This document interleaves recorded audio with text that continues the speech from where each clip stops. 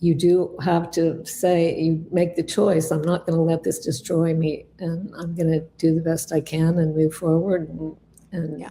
be what I can be to my kids, even though everyone makes mistakes on that front when you're going through this, and you might have done things differently if you had been in a different frame of mind or something, but Yeah. you do have to finally say, I am just not going to let this destroy my life. Yep. And you did that, and you called some women, yeah, and you prepared for that first meeting. What all did you do to prepare for that meeting? Because you had, I think the story goes, you had handouts.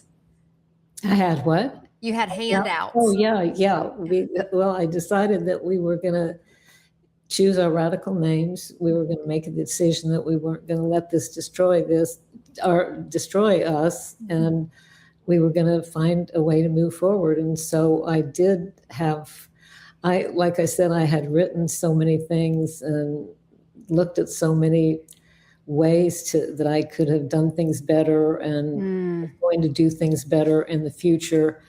And that I was going to just stop all this terrible sadness and find my way back to joy and fun.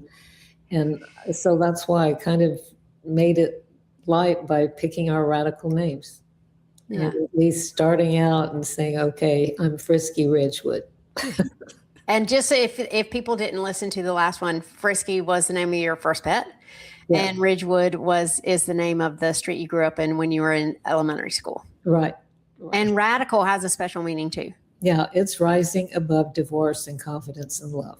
And that's honestly what I wanted to do. And that is a huge challenge when your life has been your life as you knew it has just been destroyed, really. And you've got to figure out how to go forward. And but then after that very first night, it was such a wonderful thing to be around other women, other good women who were sad about the end of their marriage, who were devastated that they were in this spot, but that they had decided that they weren't going to let it destroy them. And so we just started with all those basic things, the survival six, and just getting together and comparing possible solutions, or what had worked for us or what didn't work for us, or things they learned from their counselor. Or it was just the fact that this group, we had 9 people or so. This group, we shared things with each other that we did not share outside of the gathering.